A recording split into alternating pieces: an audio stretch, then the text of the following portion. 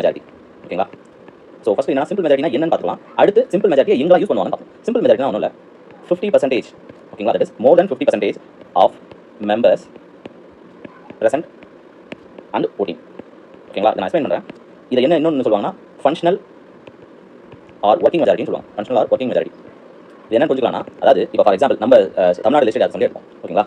இப்போ for example நான் இப்போ இருக்கிற கவுண்டியை எடுத்து போகிறதுல நம்ம ரொம்ப கன்வீனியன்ட்டாக இருக்கணும். சப்போஸ் நம்ம லெஜிஸ்லேட்டிவ் அசெம்பிளியில் 200 மெம்பர்ஸ் இருக்காங்கன்னு எடுக்கலாம். ஓகேங்களா? அன்னைக்கு ஏதோ ஒரு டேட்டில் ஃபார் எக்ஸாம்பிள் 150 மெம்பர்ஸ் தான் வந்துருக்காங்கன்னு வச்சுக்கோங்க. ஸோ இந்த 150 மெம்பர்ஸ் தான் பிரசன்ட்னு அர்த்தம். அதாவது மெம்பர்ஸ் பிரசன்ட் இருக்கா. ஸோ இந்த 150 மெம்பர்ஸ் பிரசன்ட்ல ஏதோ ஒரு விஷயம் டிசிஷன் எடுக்கிறாங்கன்னு வச்சுக்கோங்க. அந்த டிசிஷனில் எய்தர் நீங்கள் ஃபார் ஓட் பண்ணலாம், இல்லை அதாவது ஆதரிச்சு ஓட் பண்ணலாம், இல்லை அகேன்ஸ்டாக ஓட் பண்ணலாம், இல்லைனா அப்ஸ்டெயின் பண்ணலாம். அதாவது அப்ஸ்டெயின்னா யாருக்கும் ஓட்டு போடாமல் சைலண்டாக இருக்குது. இந்த மாதிரி நிறைய பேர் இருப்பாங்க. ஓகேங்களா? அதாவது ஒரு கட்சியோட ஐடியாலஜிக்கு ஏற்ற மாதிரி ஒரு டிசிஷனில் தான் பண்ணுவாங்க. ஓகேங்களா? ஸோ ஒன்று ஆதரிச்சு போடலாம், இல்லை அகேன்ஸ்டாக போடலாம், இல்லை அப்ஸ்டெயின் பண்ணலாம். அப்படின்னா 150 பேரில் ஃபாராக போடலாம், அகேன்ஸ்டாக போடலாம், அப்ஸ்டெயினாக போடலாம். ஸோ இதில் இங்க பாருங்க மோர் தென் 50% இருக்கா. இந்த 150ல ஃபார் எக்ஸாம்பிள் நம்ம என்ன பண்ண போறோம்னா 140 மெம்பர்ஸ் தான் ஓட் போறாங்க. ஓகேங்களா? ஸோ 140 மெம்பர்ஸ்ல 50% எவ்வளோ? 70.